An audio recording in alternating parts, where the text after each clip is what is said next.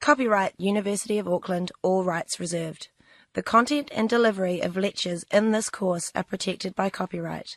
Material belonging to others may have been used in these lectures and copied by and solely for the educational purposes of the university under licence.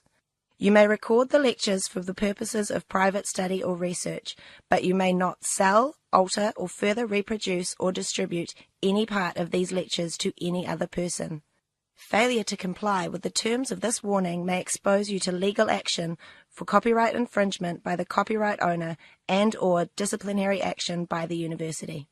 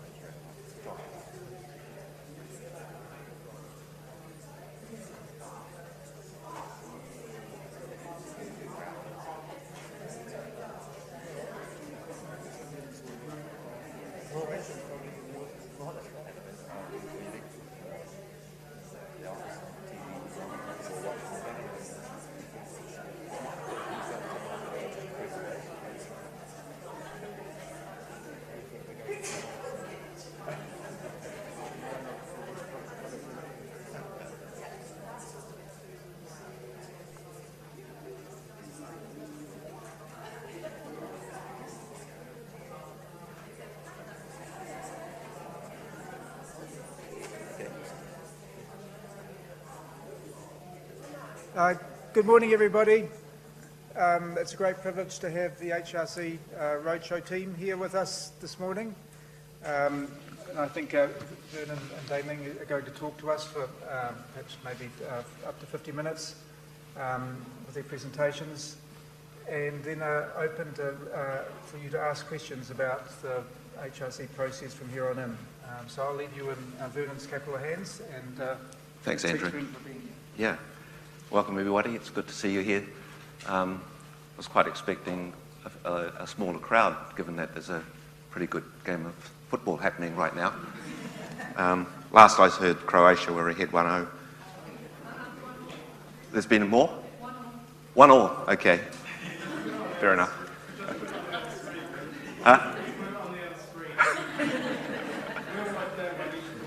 Yeah, I'm sure that would be more interesting than what I'm going to talk about. So I'm just going to talk about a wide range of HRC things, and I'll start with an overview of the HRC. As you know, the HRC supports health research. We were established as a Crown entity in 1990, so we're talking too loud. No, I'm just going to turn off that.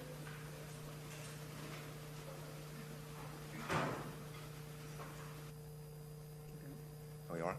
No, that's not working. Do you off? Yeah. Oh, not that bad. That's what I want to turn off, so. Yeah. Okay, that's great. We will have this one for question time.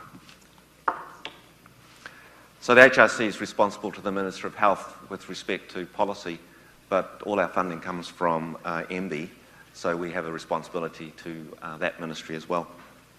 And we will support health research in a broad sense, from public health through to test tube So anything that meets those criteria and have potential for health outcomes, the HRC will look at it for support. The Secretariat has one office in Grafton and Auckland. Some people think we have an office in Wellington as well for some reason.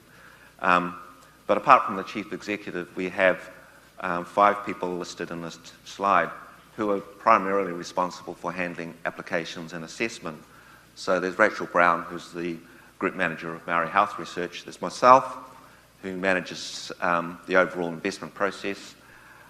There's Melanie Duncan, who's sitting right here at the front, and she's the one who receives the paper applications and sends them back to you. There's Stacey Penny, who's Project Manager Biomedical Clinical. He's not here this morning. He's tired from his the road trip that we did earlier on in the week. There's also, and he's on a temporary contract standing in for Katie Evans and Lucy Pomeroy, who coincidentally both went on parental leave in the middle of last year, but they'll be back middle of this year. Also, there's Deming Gong across here, who will, he's Project Manager of Public Health Research, and he'll be taking over from me around slide 29. So in addition to the group that handles applications and assessment, there's the Tanya Pocock's group that's responsible for policy, strategy and evaluation. There's Nui, who is Project Manager of Pacific Health Research, and Vivian Lovell, who's Group Manager of Business Systems.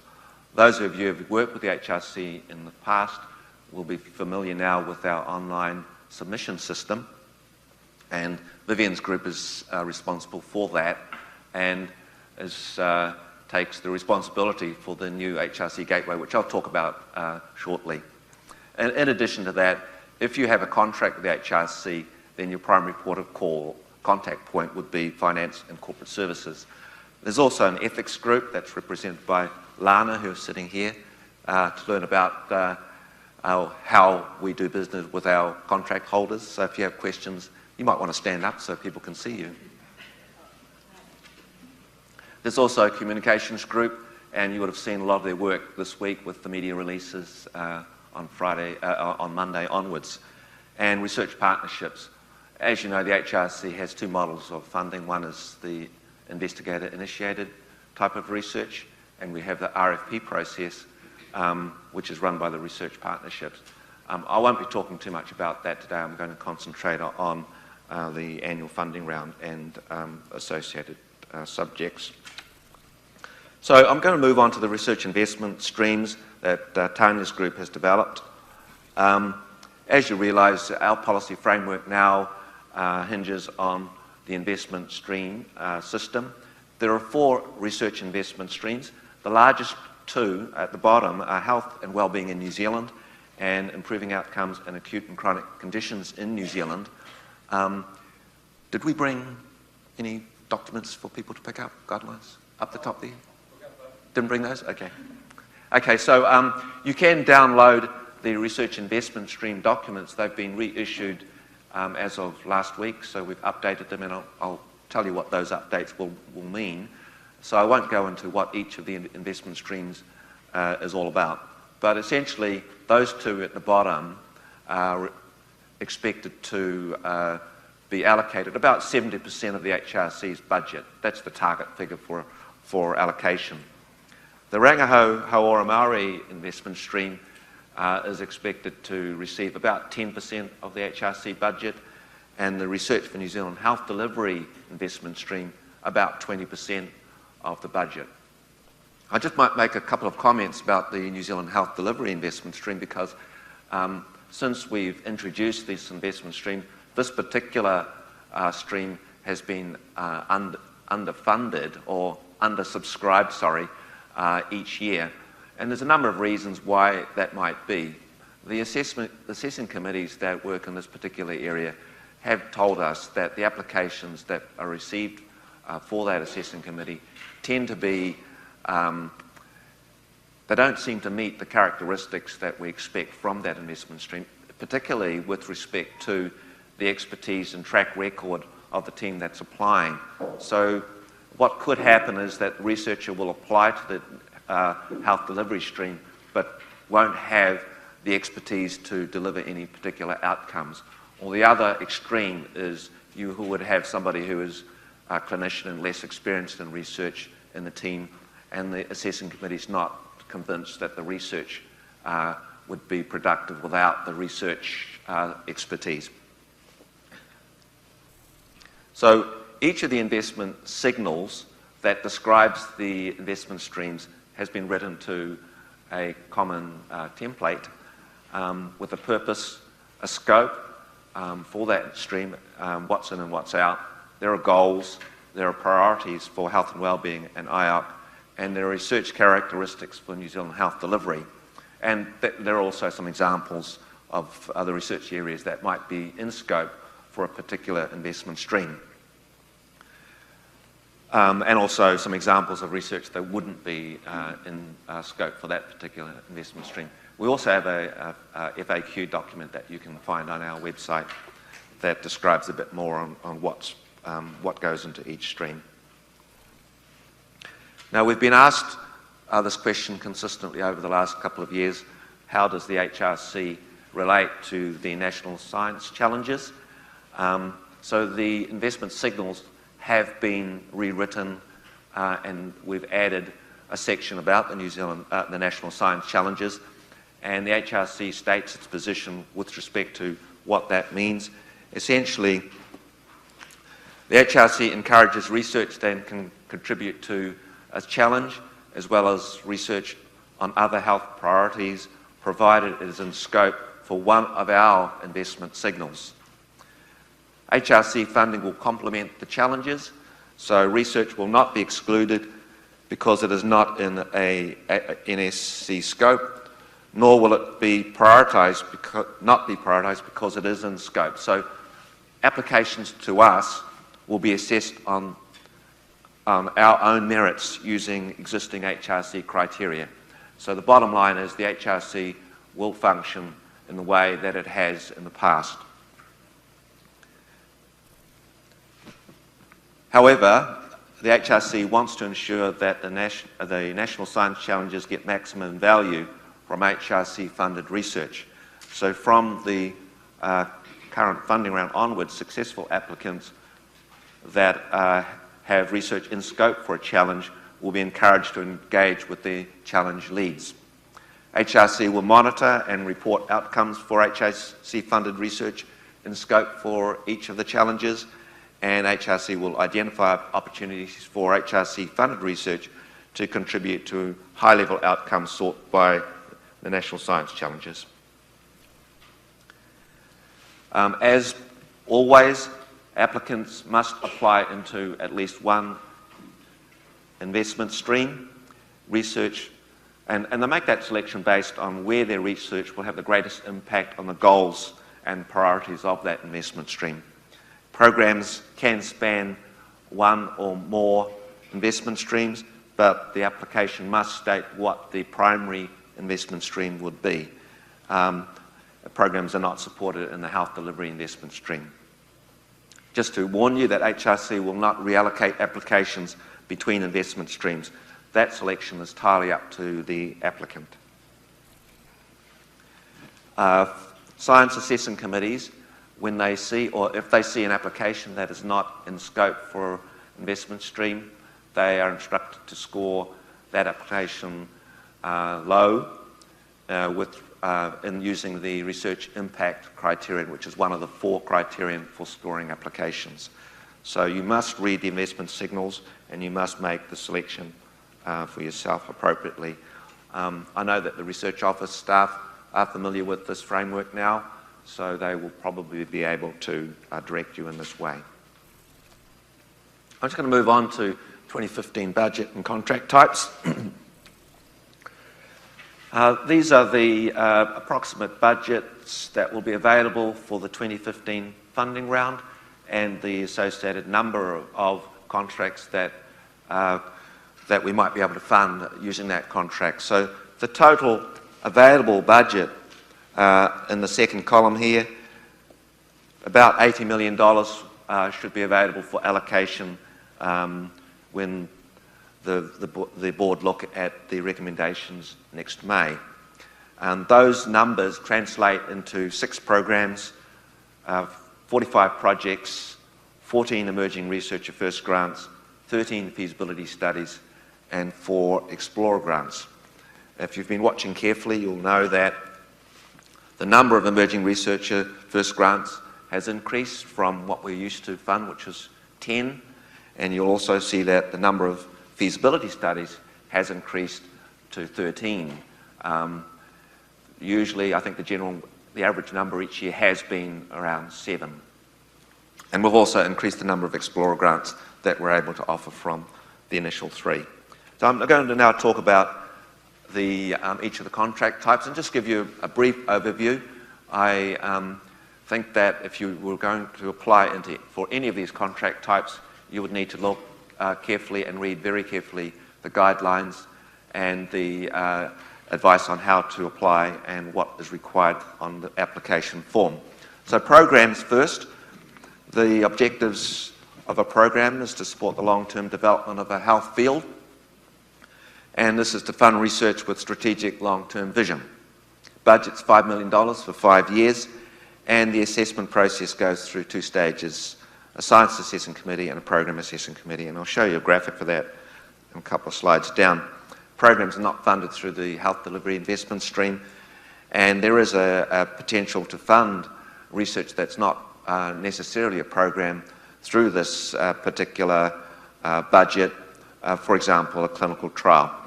Currently, the HRC is supporting 29 active programs. There are specific requirements for a HRC director, 4 possibilities that are listed on this slide. The first one is if you are currently a program director with less than a year to run on your current contract, then you can apply for another one. If you've been a program director in the last 5 years, that also makes you eligible. If you're the first named investigator on at least 2 project grants from the HRC or equivalent begun in the last 4 years, then you can apply for a program. And lastly, if you're a named investigator, first named investigator on 1 HRC project begun in the last 2 years, that means it's a current project, and leading a team of at least 2 other first named investigators on projects from the HRC or equivalent funding body in the last 4 years. So you can build a team that would be eligible for a program grant. In addition to those requirements, program directors must put in at least 20% of their time into the program, and there are employment and residency requirements. So this graphic just shows the application assessment process for programs. The dates are opening in August, closing 15th of October. The applications are then sent for external peer review, and there is a rebuttal period at the end of February next year. The applications then go to a science assessing committee.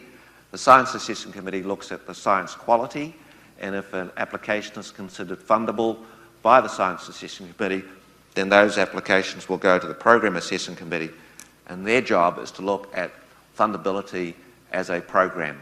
So any application that then passes that hurdle, fundable as a program, then goes to the grant approval committee, the board, and outcomes are announced about 12 months from now. I do emphasise that these are our closing dates here, but your research office does have their own closing dates. It could be up to 2 weeks before our closing date, because the research office does require a look at your application and approve the application before submitting it to the HRC. So let's move on to projects. Projects are a little bit different from programs in that they go through a 2-stage process. There's an expression of interest stage, and the top-ranked expression of interest applications are then invited back as a full application. The objective of projects is to support individuals or teams to address well-defined research questions. There's a capped budget of $1.2 million for 3 years, generally. You can submit an application for a shorter term, but in that case, the budget is prorated downwards at an average of $0.4 million per annum. You can also submit applications for a longer term. We have projects that go out to 5 years, but again, the budget is capped at $1.2 million. The average budget for the projects in the last round was $1 million. There's no limit to the number of expressions of interest that an investigator can submit. So this graphic is the same as the other one, just gives you a slightly different view. Expressions of interest open next week. So in fact, you can look at it now, it's on the gateway, but you won't be able to apply just yet. You have a month to put in your expression of interest. The results will be released 6th of October. Some of the results will come out before the 6th of October. The Science Assessing Committee for expressions of interest, they're all jammed into September. So if you're invited back to submit a full application, then you have until the 19th of November to do that. And then, as before, all the applications go out to external peer review. There is a rebuttal period available for applicants at the end of February. Then there's a Science Assessing Committee, etc., down to release of results in June 2015. Emerging Researcher First Grants, the application period is up on the top of the slide there. There's a budget for $150,000 of working expenses for a term of up to 3 years. And this excludes support for a postgraduate degree for the first named investigator. There are some modifications of the eligibility from last year. So applicants must be no more than 6 years from attaining a postgraduate degree, but we do take into account career breaks. There is a limit to the prior funding that available for a first named investigator.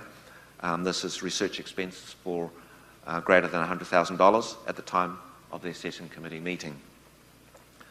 Suitability criteria have also been put into place, and you can read those in the guidelines, and those are the criteria that the Assessing Committee will use.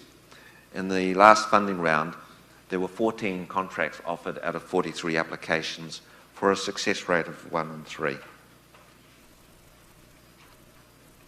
Feasibility studies. The application dates are the same as emerging research grants. Objective is to support small studies that test feasibility issues affecting a larger planned study. The larger planned study is the key to this. You must have information and include that in your application to tell us why you want to do a feasibility study and what the issues are before you can do the larger planned study. There's a budget of $150,000 for a term of around 12 months. Eligibility, this is only for public health research or clinical research. And the success rate is the last bullet point on the slide. So the application and assessment processes are listed here on this graphic. So the dates, only the emerging researcher applications go to external peer review. Feasibility studies go straight here to the Science Assessing Committee, and that meeting is in February. And the board meets and looks at the recommendations from that in April with the outcome in May. Lastly, this is the last grant type that I'll talk about, is the Explorer grant, and the application applications are available. You can enter them any time in October. The objective of the Explorer grant is to provide seed support for transformative, innovative ideas at an early stage. Budget $150,000 for working expenses for a term of up to 2 years. There are eligibility requirements, so you must have host support and you need to apply into an investment stream. This year we offered 4 contracts out of 24 applications. Just to let you know that in the first year that we had Explorer grants, we had 116 applications. Obviously a lot of those, or most of those, were not really eligible because they didn't meet the first of those criteria, and subsequently the number of applications has decreased, and it just means that research office and applicants are knowing what is required for this particular type of support. And this graphic just shows how we're going to assess those. All the applications are checked for eligibility first, then they're assigned to a Science Assessing Committee, and the Science Assessing Committee has 2 questions that they must provide us with answers. Is the research transformative, and is it viable? Can it be done? And if the answer is yes to both of those questions, and the committee must be unanimous with respect to those answers, then those applications go into a random list, and we select from that random list who will be supported. And again, to give you some numbers, of the 24 applications that came in this year, 6 of those applications went into the random list, and we've offered 4 contracts. So the results will be available in May. So I've got 4 more slides to have a quick look at the online submission system. As you realise, the HRC has replaced the online submission system called Easy that has been used since, well, it's been used for 8 years or so, maybe a bit more. It's been completely rewritten. There's a couple of things that I want to point out about the HRC Gateway. First of all named investigators that wish to have their name on an application must have an account on the HRC Gateway. If you've used the Easy system within the last 5 years, then your information will be transferred over to the Gateway, and you'll be able to use the login that you had previously and passwords. And I know that most people have probably forgotten their password from last year. Tell you what you need to do if you want to get onto the Gateway and you think you already have an account.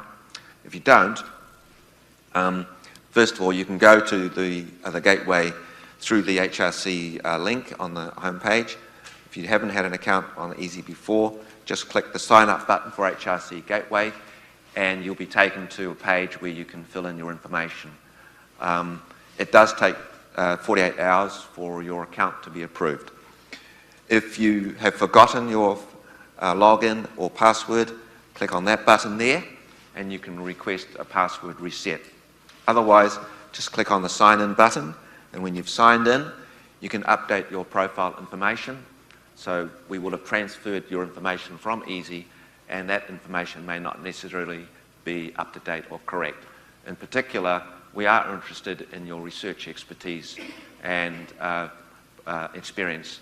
And the reason why we want to have that information is that if we know what you do, where your experience is, then we can use that information to ask you to take part in peer review for the HRC. And I know you all want to do that. Okay, so currently there are 2 rounds open on the Gateway. There's the CDAs and the 2015 project funding round. So if you go to the Gateway, you'll be able to see both of those. You won't be able to do much on the project side of things yet because it doesn't formally open until Monday. When you're in the Gateway, you can access applications that list you as a named investigator. And I want to point out to you that if you are named on an application, the system will send you an email to let you know that you have been named on an application. So the situation where you are unaware that you've been put in as a named investigator hopefully should disappear. You can follow the progress of any application that you're involved in, and there's also a to-do list that tells you when you can do your rebuttal, etc. Okay, so Deming's going to take over from here. I just want to emphasise with the Gateway, it is a new system. Probably fully expect that you will have problems. There are a couple of resources available for you. There's a user guide that you can read online or download. You can contact the HRC, not me, but Vivian Lovell's group. You can also talk to your research office who have had a chance to look at what's available and how to do things. Just be aware that you might need to have a little bit of patience because it won't work exactly the way that you may have been used to using the Easy system. But I can assure you that the system looks a lot easier. There are fewer buttons to push, and hopefully there are fewer things that will go wrong. Is there any questions at this point? Okay, you just grab that. Pocket.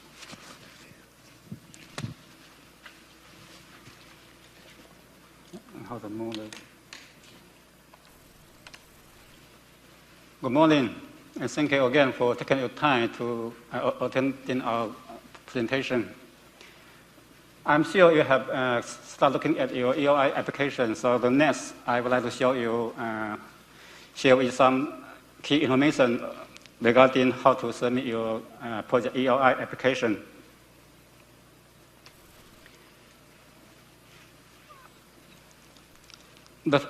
I'd like to let you know there's some major change for this year EOI submission process. The first one is that you need to submit all the applications through the new HRC gateway, and also you need to complete the section 1 online. And there's now a separate closing day for the registration, so that you can do your registration anytime until the closing date of the project EOI application. Another thing is that you need to complete your, how to go to the slideshow. Okay. You need to complete your section 2 to 5 on either GA215S or RSM215S, depending on which research embedded stream you are applying to. And the system will automatically generate and file them for your application. Okay, so those are the major changes for the project EOI submission. For the project EOI application, I'd like to let you know that all the key information are required for all different sections. For the section 1, you know that you need to include all the investigators involved in the application. And please remember that you cannot add any new investigator after the EOI stage, so you need to make up your mind at this stage how many people will be involved in your particular application. And also, under the type of the research, under the HRC gateway, you need to select the one that best suits your application. For example, if your application is a randomized controlled trial, RCT public health application, you need to select RCT-public health under the type of the research. That's because that all the RCT public health application will be assessed by a separate committee, so that your application will not be disadvantaged by other different committees. So that's very important. You select the correct type of research for your particular EOI. And as I said, that you need to complete all the sessions online, use your PDF file. And the other session 2 to 5 is including all of this. For this session 2 to 5, I'd like to emphasize some point for your proposed research. You know that we have a 3 pages limit, so you need to try to be as clear, as concise as possible for your application. And if you might need to consult with someone who knows how to cut down your 4 pages to 3 pages for your EOI. And you need to minimize the background information and concentrate on the 5 bullet points here. Particularly, you need to pay more attention on the design and measure section. I'd like to let you know that our assessment committee spend most of their time discussing your design and measure in the EOI stage. Although it's EOI, you still need to tell the committee what research plan and how you want to do your study, including how you want to analyze your data from your study.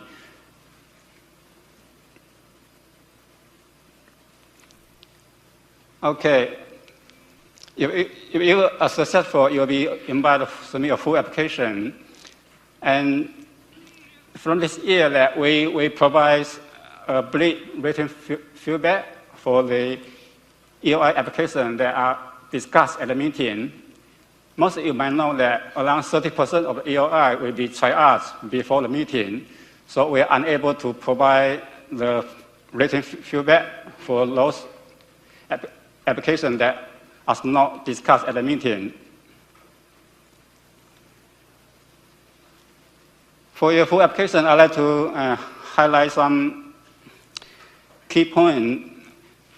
First one, your full application should not be substantially different from your initial EOI in terms of your resource plan and your objective, and also your research team.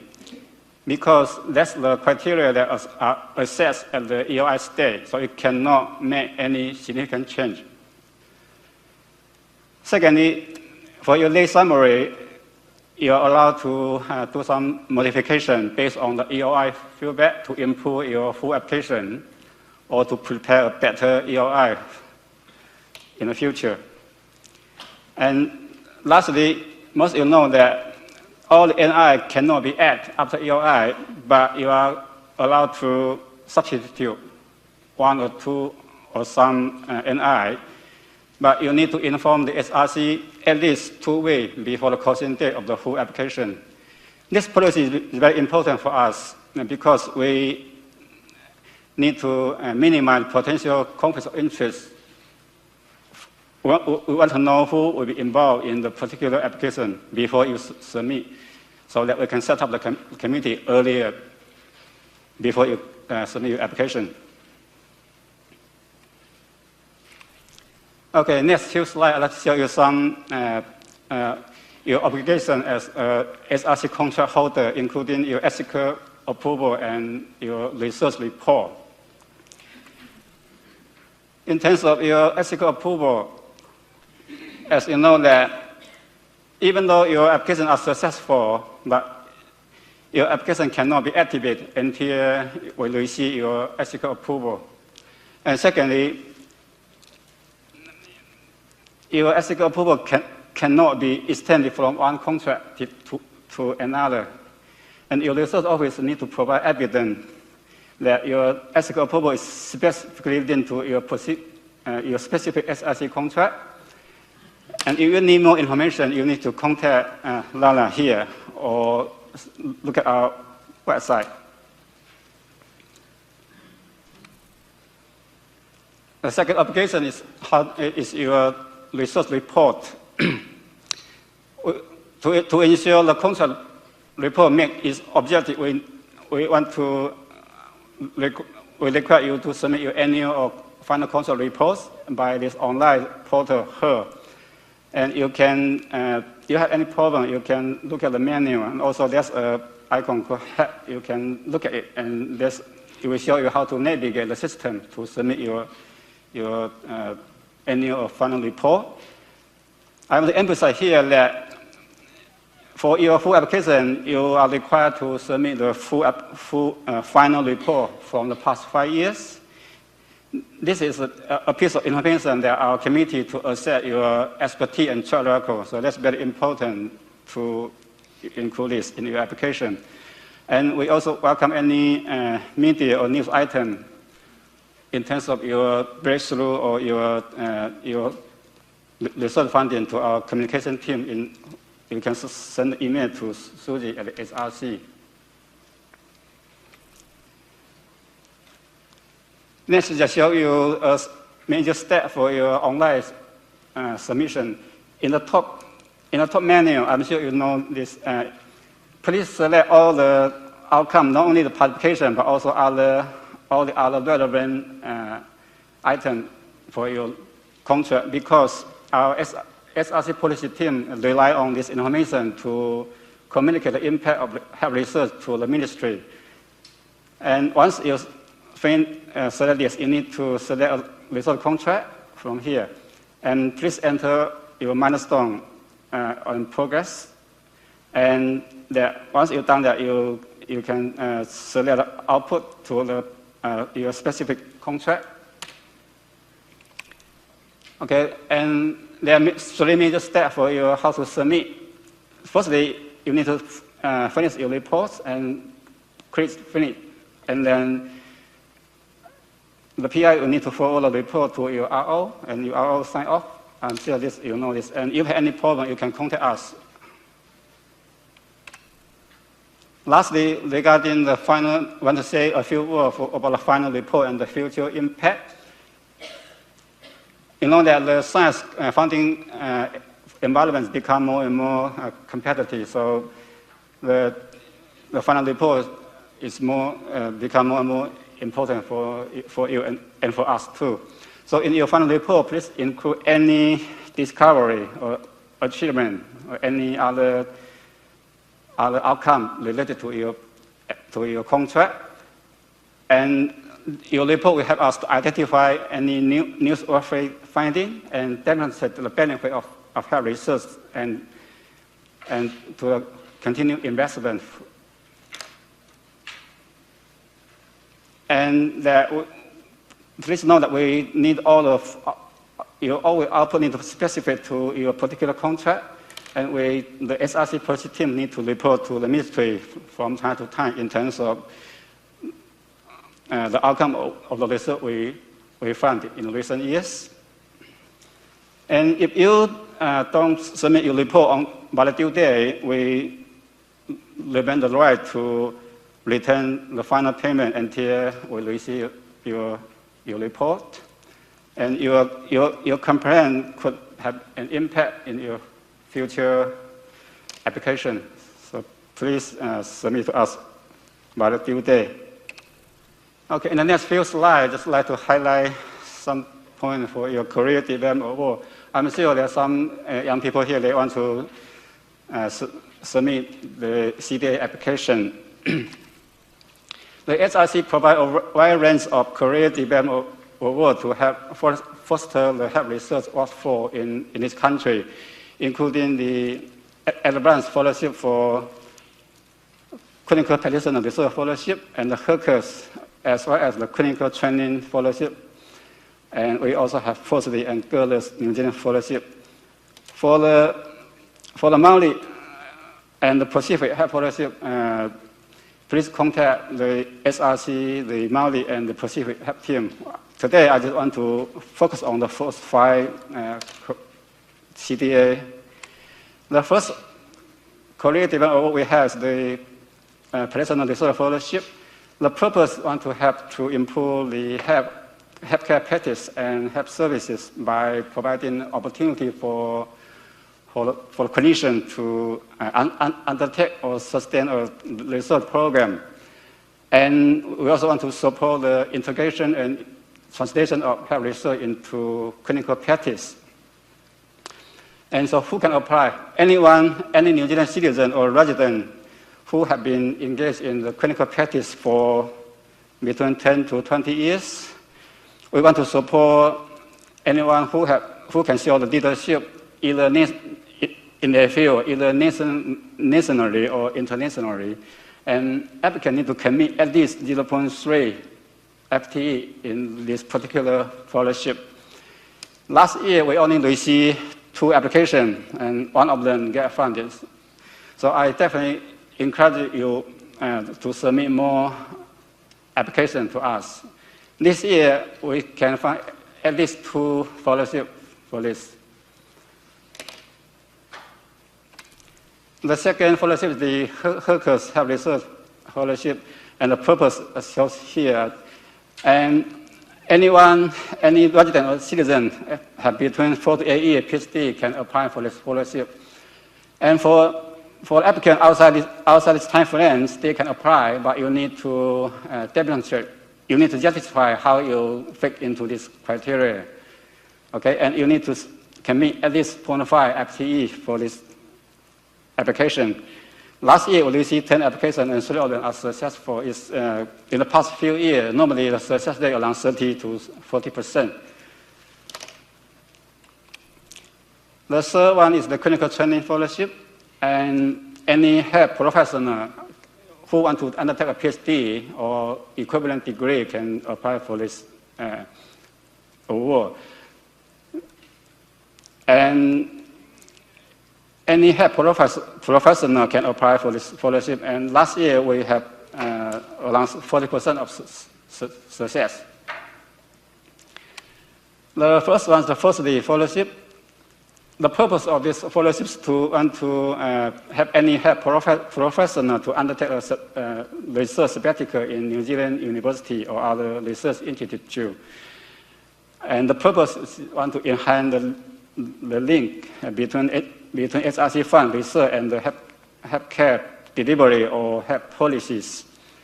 We can provide us your salary plus the 20,000, maximum 20,000 research expense for 1 year full-time or 2 years part-time. And the applicant need to have at least 5 years of working experience before they can apply.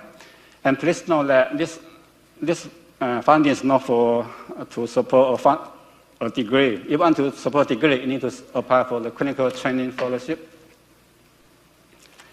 The last award is the Girls New Zealand HRC fellowship. This one is only available every 2 years. We have one successful applicant last year, so it's not available in the coming 2015 funding round, but will be available in the 2016. This is good. We can provide very advanced research experience in the University of Oxford, and we expect that the applicant will bring benefit back to this country. And anyone who have no more than 5 years after their PhD can apply for this fellowship. So it's quite good for the new graduate. And for any detail, we have lots of detailed information in our website available. You can have a look at it. Okay, just highlight some key change for this grant. From this year, we will be able to provide feedback for the HRCs and the clinical practitioner research fellowship to help improve their application. In the last 2 slides, I'd just like to share with you some tips for your successful grant writing. As you know, that the quality of application we receive every year is very high, and most of you are very experienced in grant writing. So those tips just mainly for the up-and-coming emerging researchers. So firstly, before you start your writing, you need to read through our application guideline and our new investment signal, and also our peer review manual. Well, we published the peer review manual somewhere in July, so you need to have a look at it. And you need to ensure that you have a good team, including any biostatistician, if necessary.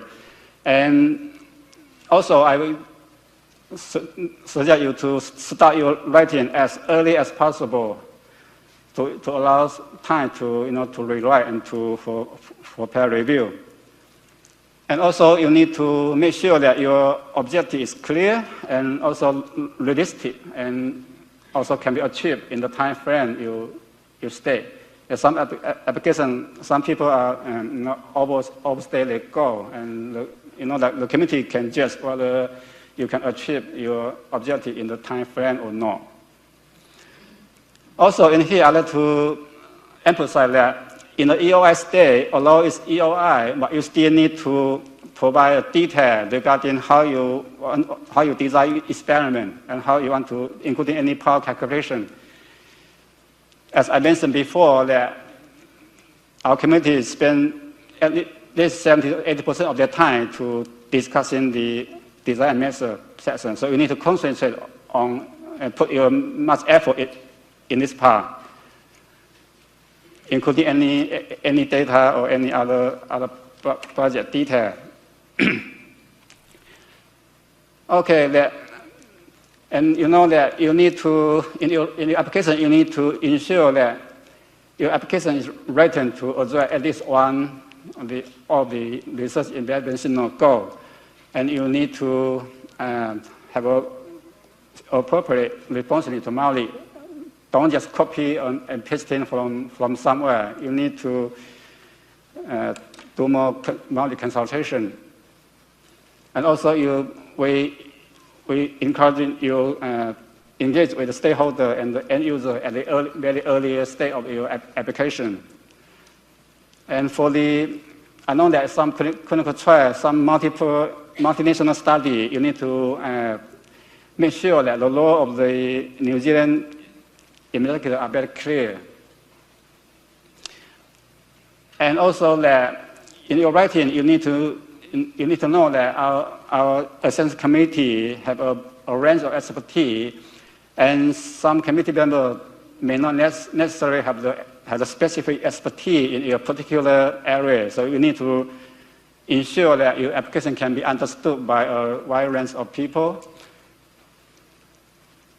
And from this year, we we will provide the EOI feedback, so you need to take the feedback into account, because some of the members who sit on your full application were in your EOI stage. They want to see whether you make any change based on the EOI feedback.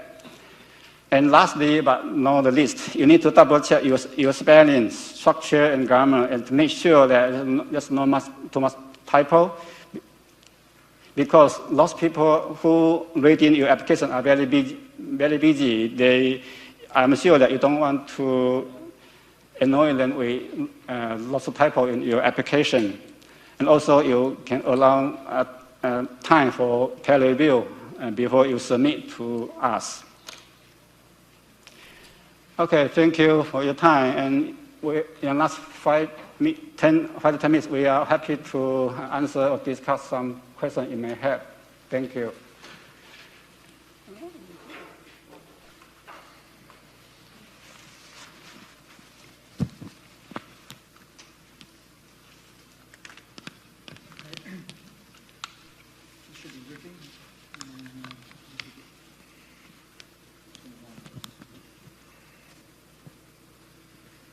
Before we go to question and answer time, I just wanted to fire up your interest in the Girdlers Fellowship. The previous Girdlers Fellowship was from actually Auckland Medical School. You might know her, Megan Dowie. I met with her in February, and she talked about her experience as a Girdlers Fellow at Oxford University. And one of the great things about this particular fellowship, this is a postdoctoral fellowship, so if you know of anybody who might be interested in doing a postdoc in the UK, then this is definitely one to look at. One of the things about this particular fellowship is it comes with a membership of Green Templeton College. I don't know whether you know much about the college system in the UK, but college membership gives you a built-in network. The college provides meals and accommodation if you require it. But one of the things that you can do as a member of the college is you take part in events, you mix with a wide range of members from Nobel Prize winners to fellow students. In addition to that, as a Girdlers Fellow, you will be taking part in events that the Girdlers Company runs.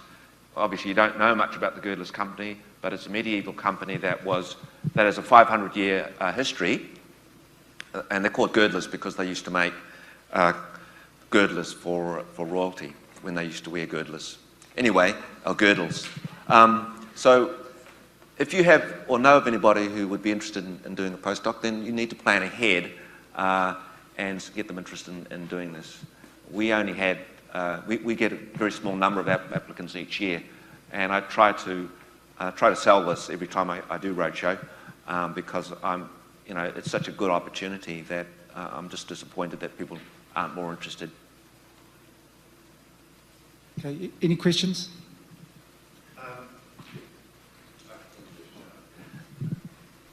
You probably don't know this, Ian, but we're being recorded. My question relates to the interface between projects and programs. So I think some people going for programs put in a series of project EOIs as well. Yeah. Is there any downside to doing that, or is that actually the logical thing to do, to cover yourself both ways? Well, from an applicant's point of view, there are many advantages for putting in overlapping projects that are parts of a program. Because if you don't get a program, you may get the project or projects. So there's an example this year of an applicant who put in a program, missed out on the program, but got 2 projects. So you can see that there's obviously a very good strategic reason why you might want to do that. There is a downside to this in that, in another case, an applicant put in multiple projects that were part of program. One of those projects was considered fundable at the Science Assessing Committee stage, but the other one was not. So that had a negative influence on the perception of the program as a whole. And one other question, if I can. Deming made a comment about RCTs going to a public health committee, whereas in fact in the past RCTs have usually gone to a clinical committee, haven't they? Is that a change in policy? We're introducing two committees this year. One will be looking at clinical trials, the traditional ones, and the other one will be looking at public health type population interventions. Part of that is to give a slightly different assessment of those two types of trials, but also the Clinical Trials Assessment Committee last year had 71 applications to look at. It's far too many for one committee. Looking at your figures for the split between programs and projects, it seemed that there were indicative funding for 2014. Is there a shift away from about 50% of the money going to program grants? No, the intent is still to spend 50% of funding on programs. But this is not necessarily in an individual year. I mean, it's expenditure for the HRC's research portfolio as a whole. I think we still have that as a target, and we're achieving that.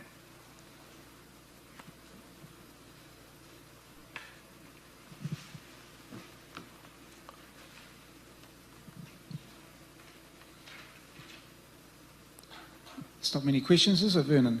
There's bound to be more. Good morning. When do you advise who the membership panel will be on the science assessment panel, please? Sorry, what was that? When do you advise who the members will be on the science assessment panel for the projects, please? We don't publish lists of assessing committee members. That was your question, right? Yeah. At the end of each year, that'll be in the July newsletter, we will publish an overall list of who took part in science assessing committee work, but we don't link that with particular committees. Hi. Are there going to be any issues with Mac users at the new gateway system? I know in previous years there's been some issues have come up. No. The short answer is no. We have tested the system. In fact, I have two systems on my desktop now, a PC and a Mac. That does not promise that there's no problems. And when there are problems, I blame it on Microsoft. Thank you.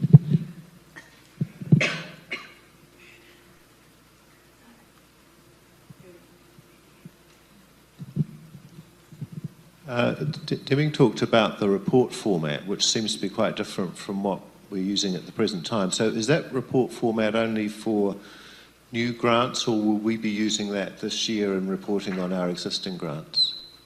Annual reports? Yeah. No, the annual reporting system won't change or has not changed this year.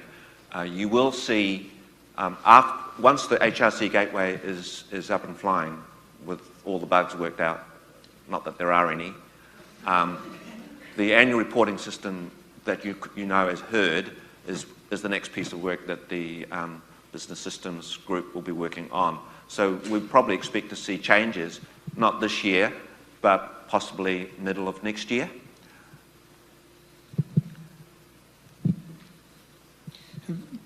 Vernon, before I head over there, what's the thinking about making the first, that Section 1 online? That's going to be prove difficult for Research Office here, because we often have to put things onto our own internal system. So to have an online part of the application is going to create some internal complications, I think. Well, as a Research Office administrator, you will have access to all applications and what people are doing on their applications. So you can look at John's application up there and see what he's doing. And then you can also do a few edits and things like that, make changes. So I don't think that should be an issue. The thinking behind putting a lot of this online is it makes the application form simpler. We've done a couple of other things to the application form too that you will notice, and we've taken out the administrative section for full applications. So we're not asking for everyone's signature at application time. Only if you're offered a contract will that happen. The other key thing, a very important issue, is with the old system, applications were uploaded as Word documents. Now you can upload them as a PDF, which means that any PDF generator that you use, you can do it yourself, check to see whether anything's moved around, whether your graphics have changed shape or whatever, and whether the whole thing is legible as you would like it to do. So you make it as pretty as you like, and it'll come to us in the way that you want, rather than rely on our PDF generator to do the work. Just a very quick question, Vernon. With the $400,000 per year limit for project grants, what happens if someone puts in a project, say, for 2.5 years? Do they still get the full $400,000 in the third year, or is it proportionally cut back? That's a tickly one. I would think that, you know, if you were smart, you'd probably go for 2.75 years and ask for the $1.2 million. Really talking about, you know, if it's significantly shorter than the 3 years.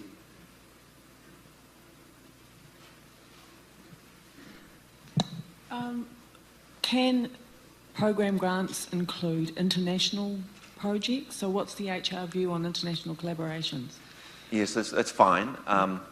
The HRC director, the proposed director, would need to be a New Zealand resident working in a New Zealand institution, but you can put in named investigators that are stationed anywhere. Right, and your overall program would need to show some benefit to New Zealand of those international projects in some way? Not necessarily, no. You know, you'd want to bring in, you know, a US collaborator, for example, because they have special expertise, or you've worked with them in the past. I mean, I'd encourage it, actually, because then we don't have to pay the overhead. Okay, thank you.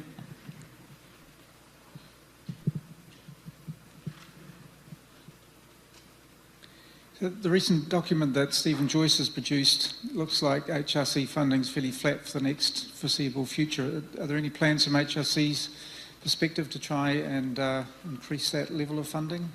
We've been doing that for the last 7 or 8 years, trying to get increased funding for the HRC. It's sorry, no, we're trying. We're trying.